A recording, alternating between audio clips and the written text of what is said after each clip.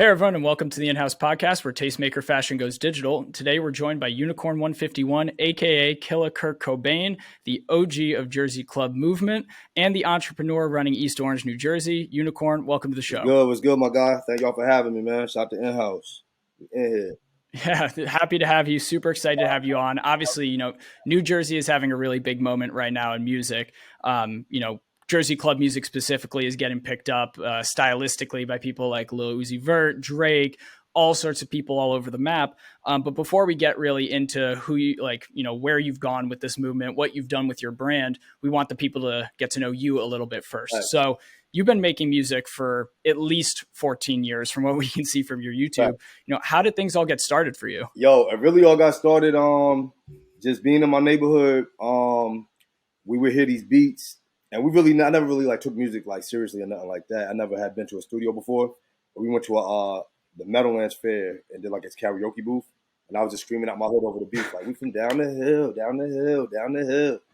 And everybody in my neighborhood was like, bro, your voice sound crazy on beat. You got to get in the studio. So ever since then, I just started fucking with house music and down south meat type beats. And, just seeing what we could create. And it just took off. It took off fast, faster than we expected. Yeah, and you've collaborated with so many cool people too. Everyone from Ace Moolah, Bandman Real. I think I saw a Gucci Mane feature somewhere on your YouTube. You're the man. One of my favorite autobiographies, actually. I got that book right here. Word up. Yeah, exactly. So who have you collaborated with in music that really kind of changed how you think of making music? Someone who just approaches it from a crazy direction. Definitely my boy Ace Moolah. You feel me? Me and Ace. So when I first started rapping on club, my biggest obstacle was finding club producers that wanted to make me club beats that were tailored to rap. Because for the longest, nobody rapped on club. It was just samples and beats. You feel me? So Ace was really the first person that I actually sat down with. We was able to create that sound. And working with Ace and his sound has really just cultivated my sound, because we've been able to incorporate drill and basically anything I could think of, any sample, any house, dembow, bachata, Indian music, anything we want to put Jersey Club behind, we've been able to do that. Another one, I'll say my man Bandman. You feel me? Bandman, he younger and he got that more youthful drill sound when it comes to it too. So working with Bandman definitely helped me get my energy up when it comes to it. It's just all the different producers, DJ Slink, Unique. Working with a lot of the female producers, I'll say Unique. It's just been a lot. Yeah, that's awesome. And it's always cool to see everyone kind of coalesce around ideas. Things always evolve and change. And, speaking of things evolving, Jersey club music has been on a huge come up, like we talked about, right at the top of the show. Beyonce and Drake, honestly, Nevermind in particular. You have all these influences that are coming into the music. Do you feel like New Jersey is really leading the way in that direction? How is it changing the narrative of mainstream music? What's funny? I always thought, in the back of my mind, how music takes different shifts. Sometimes everything is all bling bling. Sometimes everything's all super gangster. Sometimes it's super lyrical. I'm it's going to come a time when dance music is going to be the backdrop of hip hop. They're going to eventually fuse. Yeah. Because they're two of the things that people like to do. They love rap. People love to dance. So I always knew that house and Jersey Club in particular, Jersey Club is going to be the sound of Jersey. I didn't necessarily expect it to take the world the way it did. But once TikTok catapulted it, and I knew in the back of my head, I'm nah, this shit about to go global in 2 seconds, and it just took off. Isn't that so crazy that something like drill music gets picked up through TikTok and it totally changes the game? It's wild. Digital, and I'm all right, this going to be the backdrop of everything moving forward. And ever since then, everything that I foresaw has just been manifesting. It's just crazy. For sure. Word. For sure. And drill music, is so synonymous with Chicago. And then there's, spin-offs like UK drill that really blew up in London and England. Yeah. Then you obviously have Brooklyn drill that was really popularized around 5EO4 and Pop Smoke and those guys. How is New Jersey drill different, and how did it play a role in kind of the evolution of the genre? Jersey drill is different because Jersey drill has the Jersey Club element to it, right? So still the same content, still the same rapping, but the beats have a Jersey Club beat pattern underneath it. The thing about Jersey drill and Jersey hip hop in general, we've always been lyricists. So when we're rapping on drill, we're also putting a lot of punchlines, a lot of bars into it. It's a whole lot more I would say, lyricism on top of the drill. And it's also, Jersey Club is real sample based. So just like Bronx drill, if you listen to a lot of the Bronx and Brooklyn artists now, they're rapping over Jersey drill. Like you'll hear the Jersey Club beat in the background of every drill artist currently today. Yeah, that's awesome. And it actually makes me think back to one of the episodes we did with Ronnie J, who's one of our clients. And he's a guy, for example, who uses like no samples at all. And then we have, guys like you, and it's all about the samples and telling that story through, everything that's been out before and making it your own. And like both of those are totally cool ways to make music. Mm-hmm. But, going back to East Orange, we actually have some really interesting overlap. Not sure if you know this, but like Naughty by Nature is out of East Orange. From my hood. And our creative director, April Walker, was actually their stylist for a long time. So crazy. we have some kind of tangential roots there in East Orange. And, obviously 151 FIFA gang has left their mark. Yes. And, it's this really interesting musical place. Like, how did Brick City and Citrus City and Illtown become this hotspot that's really actually underappreciated in the music scene? Well, like you said, we've always had strong hip hop roots. East Orange, you gotta remember, East Orange, Newark, Irvington, all of these wild cities are right next to each other. It's pretty much one big area, right? I could walk one block of me in Newark. I'll be back in my hood. You feel me? And so we have a strong hip hop and lyrical base, right? But then you also have Jersey club music and house music, which is only for a long time was produced in Newark by teenagers from Newark. So we've always had this homegrown sound that's been underground for years, right? So we appreciate it, dancers appreciate it, but the whole world is never really a household name. Even if you go other places now, they still be like, oh, they call it TikTok music. Like they still don't necessarily know where it's coming from.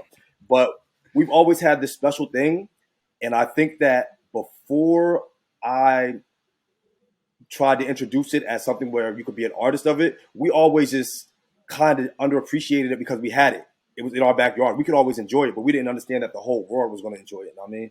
So I think that we didn't really recognize how special what we had was until it took off. You feel me? So I always do that. Yeah, exactly. And I mean, and just like you said, I mean, like, look at it now. It's like in this new place where when you start to get picked up by really major artists, it brings, it sheds a whole new light on the industry. So it's like people start looking towards you guys as the tastemakers and the trendsetters that are determining, where the genre grows from, but and we love talking about music. We love all of our artists. But what we're really here for above all else is the fashion. Exactly. And you are a very interesting case study because you are super fly and you have a very unique sense of style. And before we even get into your brand, we want to run through a little segment called Fit Check, where we've pulled some fit pics you've posted. All of them go crazy. And we want to get your take on each one. Word. So Ryan, our producer here, is pulling the first one. So this one is actually pretty recent. This, for the people listening, this is Unicorn with Bobby Shmurda. Bobby Shmurda is wearing an Illtown outfit that was inspired by Dickies, actually. Mm-hmm. And then Unicorn, you're wearing, it looks like the top to bottom Illtown outfit with the sweatshirt, the pants, the trucker, the whole deal. Yeah. So what's going on here? All right. So basically, now, Bobby Shmurda shooting a video, and the whole video is about eradicating all the rats, right? That's a major theme in hip hop. So big time New York City energy on two levels. Right? On both levels. So I'm like, all right, you know what I mean? Exterminators is usually draped up in a little khaki outfits anyway. But with the whole Dickies inspiration collab, now, we changed it from Dickies to Blickies, right? If you look at the back of the jacket, it say Blickies on the back. And we changed the horseshoe to two guns in the shape of a horseshoe. And I'm like, who better? Like, it just came together perfectly. It's Bobby Shmurda. He's from Brooklyn. You know what I'm saying? They're all about having the blicks out, but we're putting the blicks towards the rats and eradicating it. So the outfit just came together perfectly. Plus with the hint of yellow and the flared bottoms on top of the Timbs, that shit was just a perfect put together. Like you couldn't have came together any better than that. So did he hit you up? Did he hit you up for this video, or did you hit him up and say, "Hey, I have like the perfect outfit for you for this"?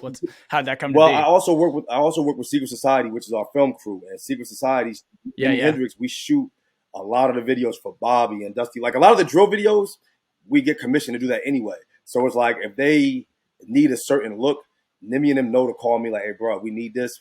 Pull up." So I just pulled up with it. Like, let's get it. You know what I mean?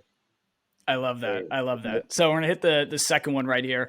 I had to choose this one because, we're recording today. Today is Valentine's Day. This will air a week later, but right here for the people who are listening and we're not watching, you have the full floral backdrop.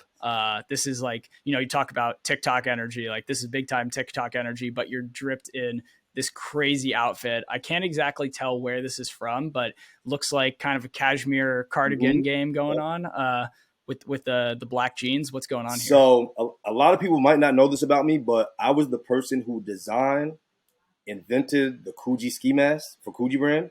Not only that, not only that, I single-handedly helped COOGI revamp their brand from extinction back in like 2014, 2015 when I was just like interning up there. And I'm like, hold up, we got to bring this shit back. You feel me? And so this is one of the original ski masks I designed. And we were actually supposed to get this to Amber Rose, which is why I put the fur on the top going all the way back. So that's a COOGI ski mask original, a Rag and Bone COOGI collaboration. So that's a 1-on-1. And then the cardigan is actually my grandmother from Liberia, her vintage cardigan that I've probably seen her wear that once or twice. And I'm like, this is one of the flyest things I've ever seen in my life. Reminds me of COOGI. So I said, fuck it. We just want to put them together. I love that. A little bit of the old, a little bit of the new. Yeah. So, I mean, totally respect that. Last one we got here. I was going to have to bring this one. VMA's appearance. You are head to toe fur looking like Joe Namath. What's going on here? All right, so keep game. First off, I'm the only person at the VMAs, which took place in Newark, by the way, representing for Jersey Club. I'm on the red carpet. It's about 92 degrees this day. No cap. And you're wearing the head to toe fur? Man, I said, listen, you are wild for that one. When I step up on this carpet, they going to know Jersey's in the building. They was waiting for me to pass out. The sneakers I got on are the Ballman Unicorns. Unicorn, Ballman Unicorn sneakers, of course. Yep. The belt and glasses are Runway Dolce & Gabbana. So those you can't even get out the store. That's fresh off the runway. And then I had to throw the whole fur on to let them know that Jersey's in the building, and I keep it 151 degrees Fahrenheit at all times. I mean, super fly. I'm just sad that the last polar bear had to die to make this. He died for a good cause. You feel me? Exactly. He died for the game. I love that. He's probably looking down from polar bear heaven like, you did that. Exactly. You did it to him. That's too funny, man. Well, thanks for humoring us with the fit check. That was a really fun one. But check you out. Hey, it's not that hard. I mean, a little bit of scrolling and you made it easy for us. But, on top of all your success in music and everything, you have a bunch of businesses. I mean, specifically, you have 2 clothing businesses, I think. I mean, you have an actual retail store, but you also have your Illtown brand that we'll get to in a sec. You have a film and content production company that you just talked about. As part of In-House, your brand Illtown is on the site. We're telling this really cool story about you as a tastemaker and a creator. Tell people a little bit about East Orange, New Jersey, for those who don't know, AKA Illtown. How did that inspire you to build the brand? So Illtown is a very interesting place because if you've ever watched New Jersey Drive, the movie, right, that all takes place around this down the hill area of East Orange and Newark, New Jersey. Illtown is known, it's a negative thing, but it's a part of our history, right? It's where the East Coast Bloods first started at in New Jersey. It's where Naughty by Nature and them got their roots at. A lot of crime, violence, and poverty, but it also inspired a lot of creativity and a lot of good, Queen Latifah. You got Lauryn Hill, who was up the block. You got Whitney Houston, Tretch, Naughty by Nature, Lords of the Underground, The Outside. All these iconic hip-hop groups all came through my neighborhood. When I was younger, they used to have Tupac used to be hanging out there. You feel me? Pop was hanging out down the hill in East Orange. So Illtown is it's just a iconic place that we all know about where we're from, but the world doesn't know. So when I was making my clothing brand, I'm like, yo, I want to make something that me and the guys could throw on, and it's just real prideful. So the first collection was really just the Stolen Car Club collection, right? So I put all the flyest cars that we're known for stealing, right? I made a sweatshirt with all the flyest cars on it, Illtown on the front, Stolen Car Club on the back, Stolen Car Club on the hats, and I made a play off the Home Depot logo and put "Bring It Home." Yep. When you're trying to bring it back home, and then I made a play on the Tide logo and put Joyride because that's what it is. Anybody age 12 and up, that's how you start learning to drive in the Stolies. So I brought it to the block one day and I'm just like, yo, check these hoodies out. And dudes was like, hey, yo, how much you selling them for? I'm selling them for $100. I didn't think nobody was gonna take them. Out the back seat, they just start flying. They calling up their homies, yo, Get down here right now. Kill it. Unicorn is out here with some drip. So after that first box of hoodies just went, which I was just going to try to bring to the store, but it never made it to the store. It went on the block. Yeah. I said, holy moly, nah, we on to something. So I just started thinking of more creative and cool ways to like represent Illtown with fashion that represents the pride. Now, I mean the pride of Illtown. So you got the Stolen Car Club, you got the Hometown Heroes collection, right? You got the Fireman collab, because we love our what you call them people, not social public service. We love our public service. Now, I mean, just anything that brings pride to the community, I'm trying to represent that with the brand, and a lot of people gravitate to it because it makes them feel good. Not only because the design looks cool and the colorways look good, but it also has a meaning behind it. So it's just putting extra thought behind the fashion, basically. Yeah, absolutely. And it's like so obvious to anyone who sees it that it really is ingrained in, the culture of the city and everyone making it for that matter. And one of my questions actually was, one of the common motifs is the Stolen Car Club. And like, without sounding like a Fed or anything, I want you to explain to people like how important car culture in general is in New Jersey. So Jersey is super, we got a big car culture, big bike life, four-wheelers, mopeds, all that. And I mean, it all dates back to the early 70s, 80s, and 90s when they was grabbing them cars. But more importantly than stealing the car, it was about how you was able to do your donuts and race the car. It was more about racing and stuff like that, right? So now our car culture has evolved to where we actually have car clubs. And they actually, they legally race the cars, and do stuff like that. So that's why I put Stolen Car Club, because it's like old to new, you know what I'm saying? But it's still a car club at the end of the day. Yeah, absolutely. Yes. I love that. So something that's actually, I think, super interesting and really thoughtful is, you described the brand and just to quote it is angel investors in fashion innovation, streetwear enthusiasts, and community development. Thanks. Can you explain how that all ties together? Yeah. So, a lot of times, and even before I had Illtown as a brand, I was still designing stuff, and I'll give it out for free, give it out to the kids. This is like I had a whole Jersey Club collection, a whole Unicorn collection, just stuff to give out to the kids so that they can have some drip on. You know what I'm saying? And it's like, yeah, I hear that every single kid in Cartagena, Colombia, when you went down to visit, now has like Illtown right now. They're going crazy out there. You know what I mean? And so when I say angel investor, it's like behind the scenes, we're putting our resources up so that others can get fly without having to do too much. Like angel investor, you know what I mean? You behind the scenes, but you still got your hands on the culture. You know what I mean? So angel investors in fashion. When it comes to community development, film, music, fashion, philanthropy, we do a lot of community events. We give back to the kids a lot. I work with children with autism. You know what I mean? So to me, that's community development, investing in the youth, because that's the future of what we're doing. And streetwear enthusiasts, that's just a given. And it's just that I'm trying to lead by example. You feel me? Like where I'm from, there's not too many of me for the kids to be like, yo, I seen him do it in real life, and now I know that I can do it. You know what I mean? They've seen people steal cars in real life. They've seen shootings in real life. They've seen drug dealers in real life. But how many actual entrepreneurs and designers and musicians have they seen in real life that take the money out their pocket, invest into what they're doing, and can actually be successful at it? So that's really why I say I'm an angel investor in the whole thing, because I'm just like trying to be the angel that they could look up to, if that makes any sense. Yeah. I mean, that's so cool. And it's so crazy how, especially drill music gets such a bad reputation from kind of like the kind of establishment of music and everything as like, oh, this promotes violence and crime. It's like all the same sort of shit you would hear about like gangster rap in the 90s and all that. And meanwhile, like how many people are listening to this podcast and expected you to say like, I work with kids with autism. Like, don't think that like, no one expects those sort of things. And it's really cool to see that you're taking that narrative and totally turning it on its head. And you understand the value of your community and you're going above and beyond to actually, put up or shut up. Like you're putting your money into this, you're caring about your community and you're doing all these cool things as an entrepreneur. So it's always something, I mean, at least for me, that's super cool to hear. No, I appreciate it, bro. And the crazy thing about it is, it's like you get so much recognition doing music and stuff like that. But the people that I've been meeting, other philanthropy groups, other community organizations doing community work, there's a lot of people who really want to help out in the community and do these things and put a lot of dollars behind it and resources and stuff like that. So it's like, we don't really highlight. It's not that type of stuff isn't that exciting when it comes to like, entertainment, but you can really make a big impact just by focusing on that and putting your efforts into that. So I really just try to lead by example and show people that side of me. Because I done did so much in the hood negatively. It's like, let me show somebody something different. You feel me?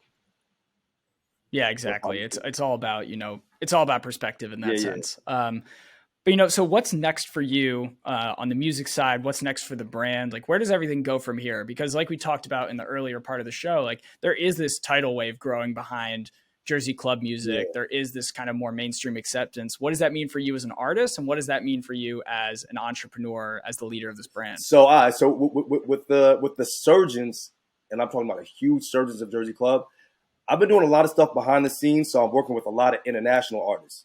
I'm working with a lot of the younger artists. I'm working with a lot of the house music artists and producers and putting these projects together and kind of bridging gaps. So even like when you see this, there's songs and videos that I'm behind the scenes, like working on, like the Coil Ray video. We shot that in my hood.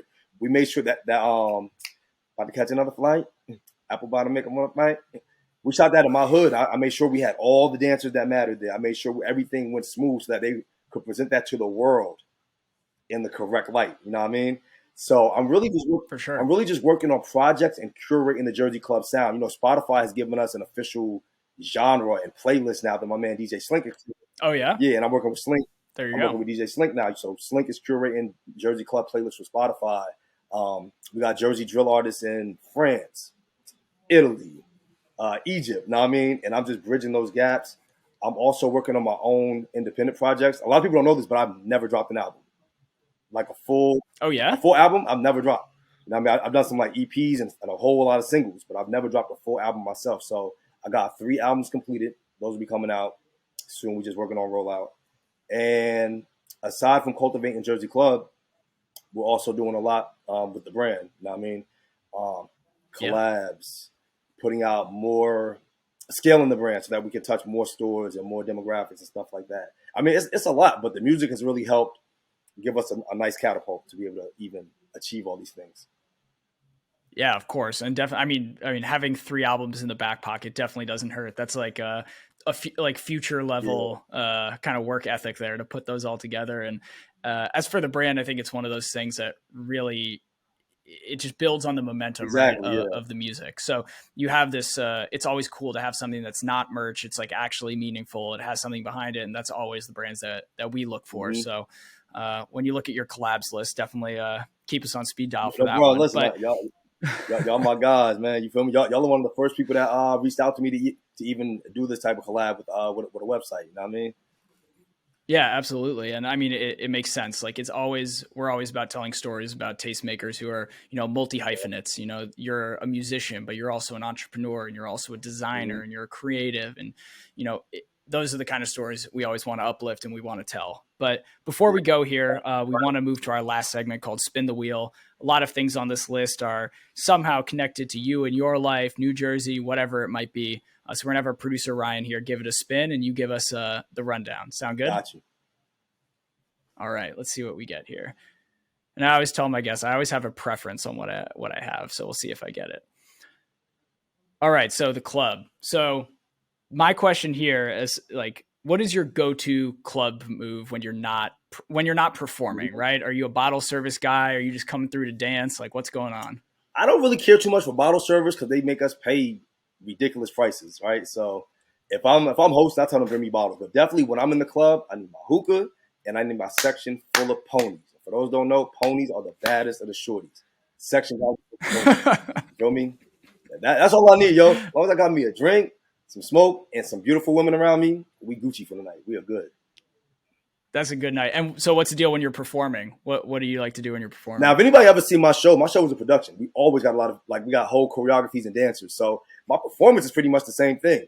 Little fun fact, I don't drink until I hit the stage because I don't like to be on stage sauced. But once I get on stage, we're dancing, we're turning up, we're drinking, and we're having a good time. That's a movie. There we go. At least everyone gets to hear music that they can understand. If you're hitting the stage and you're already sauced, Gucci Mane I can get lost in the sauce. Especially now that we're starting to do a lot of these international festivals, I take my performance very, very seriously. You know what I mean? And I study other people's performance. Of course. So hell yeah. Yeah, no doubt. So let's get another spin here, Ryan. I like this wheel. You got some good stuff up there.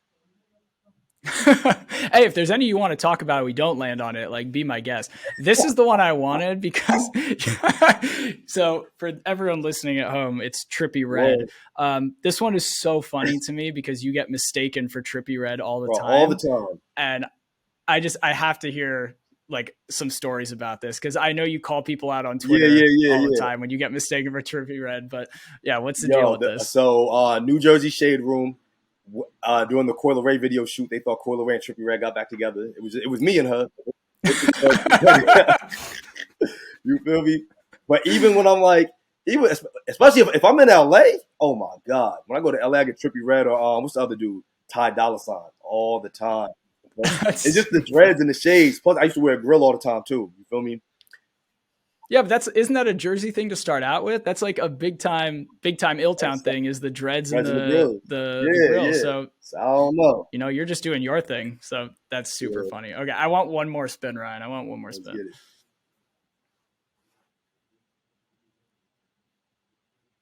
Super Bowl. All right, so Ice Spice, hard not to get this one. You know, you've been teasing this on Instagram. Obviously, you do like a lot of production and everything. She's as hot as it gets right now.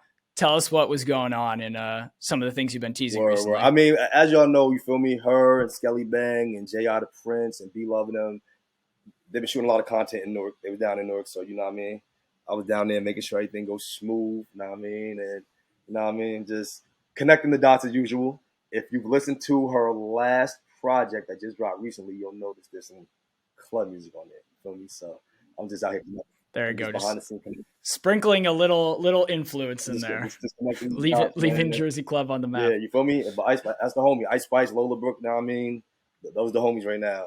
It's a couple. It's a lot of the female artists that y'all gonna hear a lot from moving forward. You know what I mean? I can't say all too much, but yeah, it's lit. I know. Always got to keep things, keep the hand close to the chest. But look, man, well, we really appreciate the time. It's always, such a pleasure. Having the brand on the site is incredible. Talking to you, understanding the creative process, where you come from, what you've done as an entrepreneur is always amazing. I know our listeners are going to love this episode and just getting to know you more. So really appreciate the time. I appreciate you, bro. Hell yeah. And keep doing what y'all do. Cause like I said, when I scroll through your site and I click on the different designers and the different people y'all work with, and like when you read those stories, like I just want the people to know, like In-House is really invested in bringing the cool and meaningful stories to the fashion and kind of merging that. So that's one of the coolest things that I've seen in a long time. I got y'all back 100% with that. You feel me? Really appreciate that, man. Thank you so much. Thanks to everybody for listening. Really appreciate your time. We'll see you next week with another episode. Thanks again. Stay tuned. Let's get it. The In-House Podcast is an in-house production. The hosts of the show are co-founders Tucker Radecki and Rob Lubin. The executive producer is Ryan Radecki. Mixing, editing, and digital production courtesy of Ryan Radecki. This podcast is available on Spotify. Our episodes are also uploaded as videos at youtube.com/@InHouseInc.